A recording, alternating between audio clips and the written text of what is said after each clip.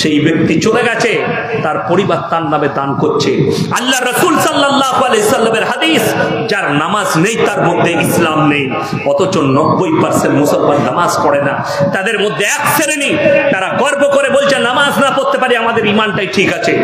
এই ব্যক্তি যদি আমার জলসা শুনছেন, তাদের কানে পৌঁছাচ্ছে, তাদেরকে অনুরোধ করে বলছি ভালো করে শুনবেন। কিয়ামতের দিনে দুটো রাস্তা, একটা জান্নাতের, একটা জাহান্নামের। জান্নাতীরা জান্নাতের রাস্তায় যাবে, জাহান্নামীরা জাহান্নামের রাস্তায়। আমার আল্লাহ কোরআনে বললেন, জান্নাতীরা তাদেরকে দাঁড় করাবে কি বলে? ফি জান্নাতি ইয়াতাসাআলুনা আনিল মুজরিমিনা মা সালাকাকুম ফি সাকার। এই জাহান্নামী ভাইরা, দাঁড়াও দাঁড়াও, তোমরা বলতে আমরা ভালো লোক, তোমরা বলতে আমরা ঈমানদার, আজকে কেন তোমরা সাকার নামক জাহান্নামে যাচ্ছ? আমার বন্ধুগণ, আমার ভাই, যারা নামাজ পড়েন না, যারা বেনামাজি, তারা শুনেন কি উত্তর দিবে জানেন? প্রথম উত্তর, ক্বালু লাম নাকু মিনাল মুসাল্লিন, আমরা নামাজি মুসল্লিদের মধ্যে ছিলাম না। ওয়ালাম নাকু নুতিমুল মিসকিন, আর আমরা মিসকিনকে খানা খাওয়াইতাম না। ওয়া কুন্না নাখুদু মাল খাইদিন, আর আমরা দাড়ি টুপি নামাজি মুসল্লি দিকে দেখে হাসি ঠাট্টা বিদ্রুপ করত, তাদের সঙ্গে আমরাও হাসি ঠাট্টা করতাম। আল্লাহ তাই আমাদিকে জাহান্নামে পাঠিয়েছেন। ওয়া কুন্না নুকাজ্জিবু বিয়াউমিদ্দিন, আর আমরা বিচারের দিবসকে, কিয়ামতের দিনকে আমরা মিথ্যা বলে মনে করিতাম, তাই আল্লাহ আমাদিকে জাহান্নামে পাঠিয়েছেন। তারা এক নম্বর বলবে আমরা নামাজি ছিলাম না। যতগুলো আমার ভাই আছেন, বোন আছেন, সবাই হাত তুলে বলুন তো আজকে আমরা 5 ওয়াক্তের নামাজি হব ইনশাআল্লাহ। হাত তুলেন সবাই, এই সবাই যুবক যুবক হাত তুলেন, বলুন ইনশাআল্লাহ, জোরে বলুন। হ্যাঁ, নামাজ কেউ ছাড়বেন না, যে কোনো হালতে। রাস্তায় আছেন, নামাজ পড়ে নেন। আমার একজন বন্ধু আছেন পুলিশ অফিসার, আমি তাকে জিজ্ঞেস করলাম ভাই নামাজ পড়েন? তিনি বললেন হুজুর মাঝে মাঝে ছাড়া যায়, কিন্তু আমি তো চেষ্টা করি নামাজটা আদায় করা। থানার বড় বাবু, কোন থানার বলবো না, আমার খুব কাছের মানুষ, আমাদের বর্ধমান জেলাতেই পোস্টিং আছে, বীরভূমে বাড়ি। নামাজ পড়েন, রমজান মাসে রোজা রাখেন।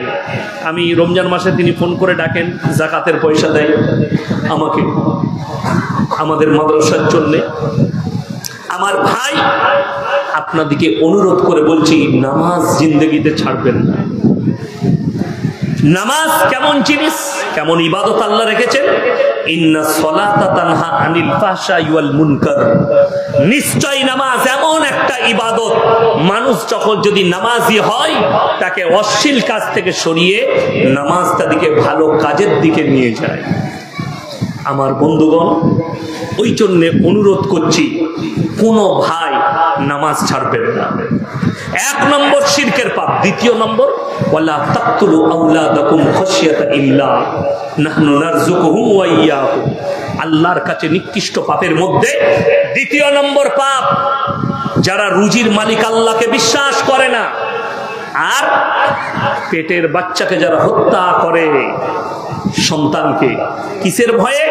আমি ছেলেকে কি করে মানুষ করব, আমার সন্তান কি করে মানুষ হবে, এই ভয়ে যারা পেটের বাচ্চাকে হত্যা করে। সকলে বলুন রুজির মালিককে? একমাত্র আল্লাহ।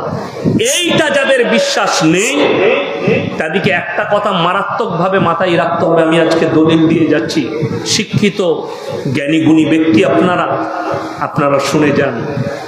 আমরা সকালবেলায়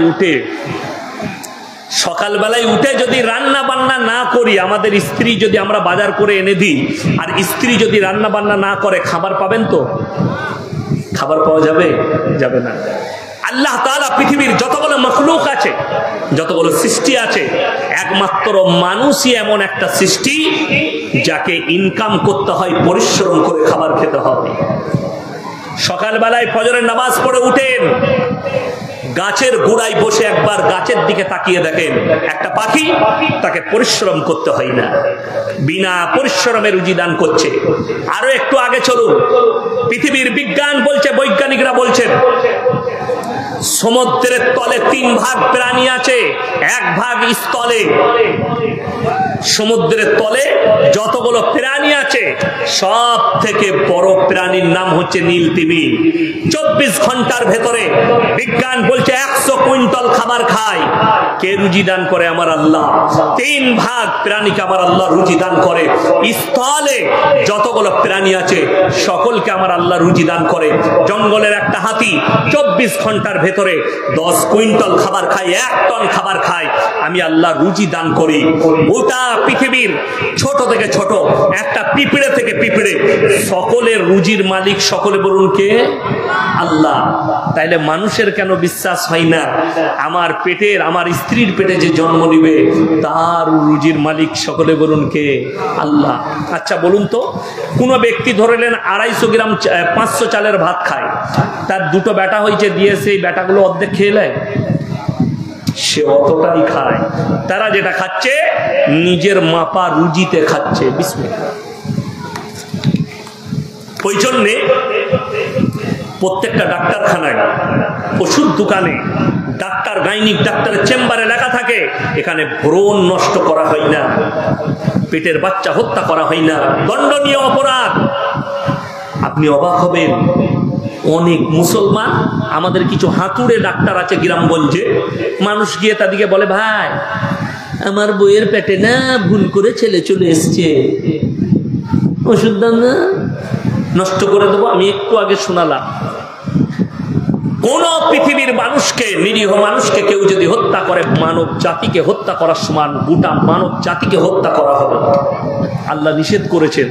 আর তুমি তোমার সন্তানকে হত্যা করবে, আমার আল্লাহ ছেড়ে দেবে? অনেকজন মনে করে রক্ত পানি হয়ে নেমে গেল, রক্ত চেম্বারে চলে গেল, নদ নদী নালায় চলে গেল, পৃথিবীর কেউ জানে না, কেউ দেখতে পাইনি, আমার ইমাম জানে না, আমার পরিবার জানে না, শুধুমাত্র আমরা স্বামী স্ত্রী।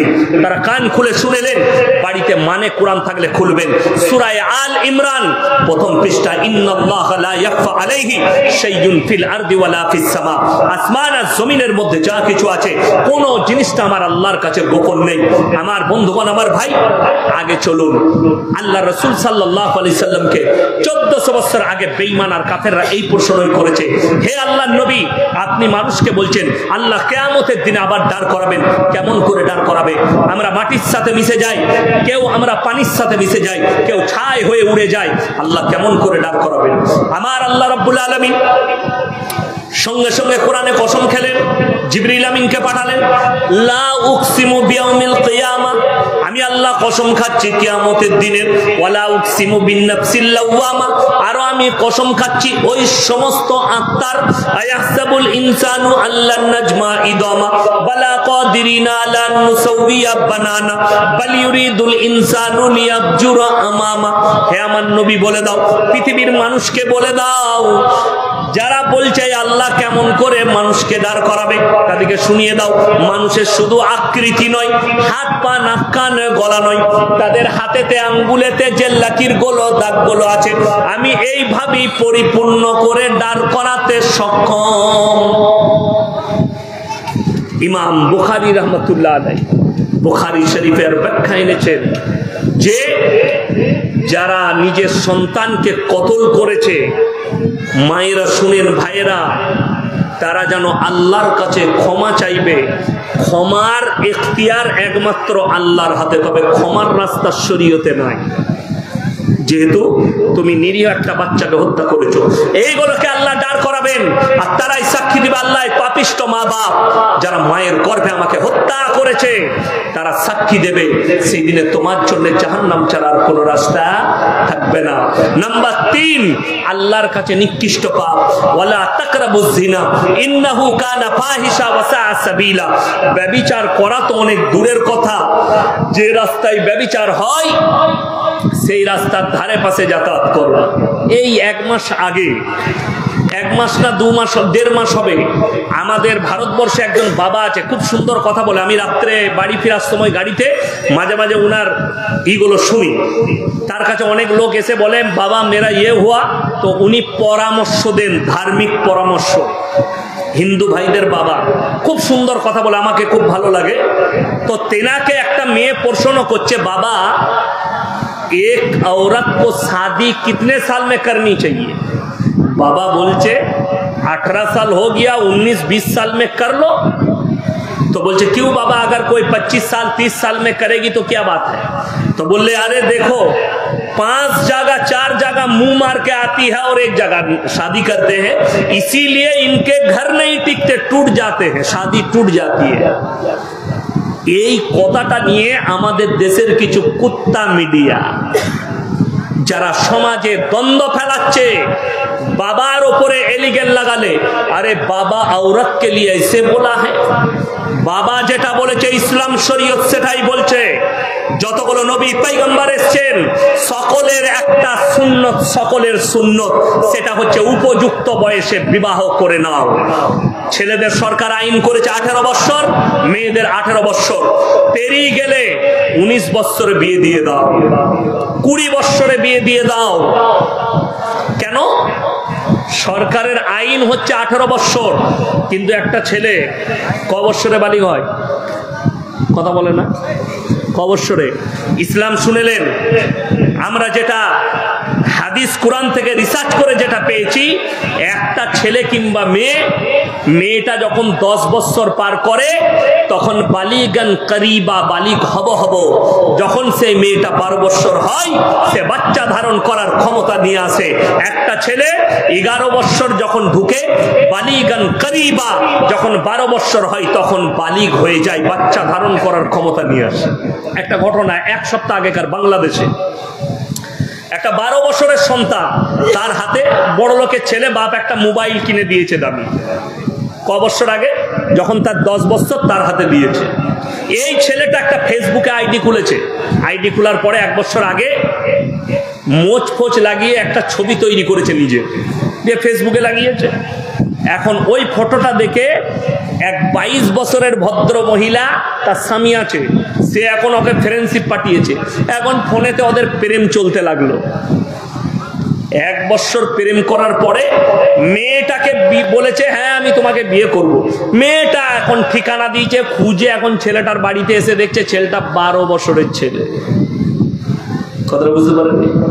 12 বছরের, ওর বয়স হচ্ছে 22 বছর। আমার ভাই, ইসলাম ইজ দ্য সেফটি। ইসলাম হচ্ছে সেফটি ধর্ম, যেখানে বাবা আছেন শুনেলেন। অনেকজন বলে আমি আমার সন্তানকে মহব্বত করি, মেয়েকে ভালোবাসি। আমার কালিজার টুকরা আমার ছোট মেয়ে ইফতিজা পারভিন,